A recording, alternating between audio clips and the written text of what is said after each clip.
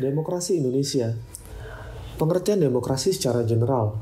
Secara etimologis, demokrasi terdiri dari dua kata yang berasal dari bahasa Yunani, yaitu demos, yang berarti rakyat atau penduduk suatu tempat, dan kretein atau kratos, yang berarti kekuasaan atau kedaulatan.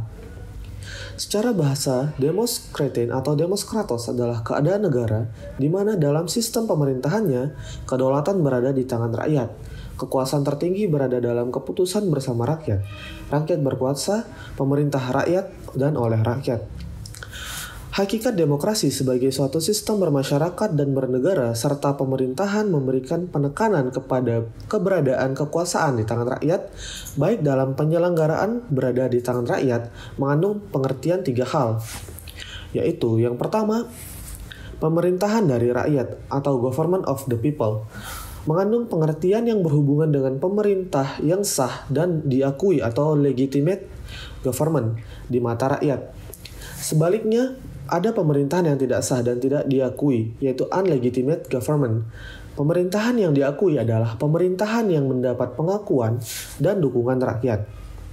Pentingnya legitimasi bagi suatu pemerintahan adalah pemerintah dapat menjalankan roda birokrasi dan program-programnya. Yang kedua, pemerintahan oleh rakyat atau government by the people. Pemerintahan oleh rakyat berarti suatu pemerintahan menjalankan kekuasaan atas nama rakyat, bukan atas dorongan sendiri. Pengawasan yang dilakukan oleh rakyat atau social control dapat dilakukan secara langsung oleh rakyat maupun tidak langsung, yaitu melalui DPR.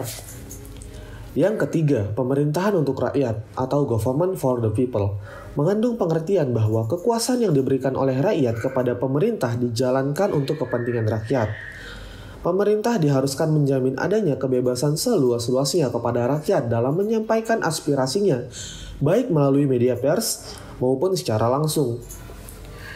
Dari pengertian tersebut dapat disimpulkan bahwa demokrasi adalah pemerintahan yang diselenggarakan dari rakyat, oleh rakyat, dan untuk rakyat. Demokrasi menurut pendiri bangsa. Yang pertama, menurut Soekarno. Menurut Soekarno, demokrasi adalah suatu pemerintahan rakyat.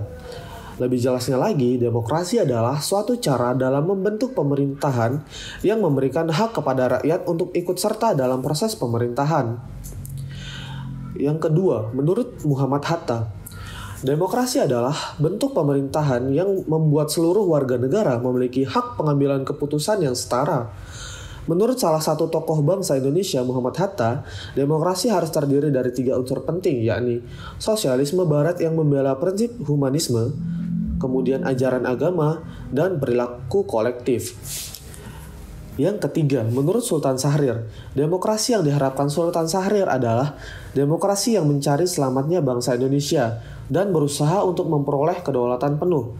Demokrasi yang berlandaskan sosialisme kerakyatan dan diperjuangkan dalam politik, ekonomi, dan sosial. Sultan Syahrir berjuang untuk mengubah tradisi lama dan memperjuangkan kedaulatan rakyat. Sultan Syahrir mengembangkan sosialisme demokratis yang evolusioner menjadi sosialisme kerakyatan yang revolusioner untuk mencapai masyarakat yang demokratis. Bentuk demokrasi. Bentuk demokrasi itu ada dua. Yang pertama, demokrasi secara langsung. Dalam sistem demokrasi langsung, setiap rakyat berhak memberikan aspirasi melalui pendapat atau suara dalam menentukan sebuah keputusan.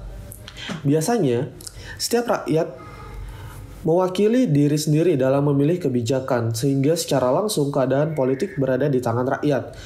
Namun, sistem demokrasi langsung jarang diterapkan di era modern. Hal ini dikarenakan kepadatan penduduk serta kurangnya minat penduduk untuk mempelajari keseluruhan permasalahan politik di negara tersebut. Yang kedua, demokrasi perwakilan atau secara tak langsung. Dalam sistem demokrasi perwakilan, seluruh rakyat memberikan pendapat melalui pemilihan umum dalam memilih wakil rakyat. Setelah terpilih, wakil rakyat tersebut mengutarakan aspirasi rakyatnya dalam mengatasi permasalahan negara. Fungsi demokrasi. Fungsi demokrasi itu ada berbagai macam, diantaranya sebagai berikut. Yang pertama, sebagai sistem politik yang memberikan kekuatan untuk memilih pemimpin rakyat dan pemerintahan secara bebas, secara adil dalam pemilihan umum. Kemudian, memberikan kebebasan bagi individu sebagai warga negara untuk dapat aktif berpartisipasi di dalam politik dan sebagai warga. Yang berikutnya, memberikan perlindungan kepada hak asasi kepada warga negara. Kemudian, menghasilkan sebuah aturan yang berlaku kepada semua warga negara tanpa ada pandang bulu. Prinsip demokrasi. Prinsip demokrasi. Menurut Al-Madudi yang dikenal sebagai soko guru demokrasi, terdapat beberapa prinsip demokrasi. Di antaranya, kedaulatan rakyat, pemerintahan berdasarkan persetujuan yang diperintah, kekuasaan mayoritas, hak minoritas, jaminan hak asasi manusia, pemilihan yang bebas dan jujur, persamaan di depan hukum, proses hukum yang wajar, pembatasan pemerintahan secara konstitusional, pluralisme sosial, ekonomi, dan politik, nilai-nilai toleransi, pragmatisme, kerjasama, dan mufakat. Demokrasi yang pernah digunakan di Indonesia. Indonesia menjadi satu di antara negara yang menganut sistem pemerintahan secara demokrasi. Dalam sejarah ketatanan Republik Indonesia, sistem demokrasi mengalami perubahan sering berjalannya waktu. Berikut adalah demokrasi-demokrasi yang pernah dijalankan di Indonesia. Yang pertama, demokrasi parlementer tahun 1945 sampai 1959. Sistem parlementer adalah sebuah sistem pemerintahan yang parlemennya memiliki peranan penting dalam pemerintahan. Dalam hal parlemen ini memiliki wewenang dalam mengangkat Perdana Menteri dan parlemen pun dapat menjatuhkan pemerintahan, yaitu dengan cara mengeluarkan semacam mosi tidak percaya. Yang kedua, demokrasi terpimpin tahun 1959 sampai 1965.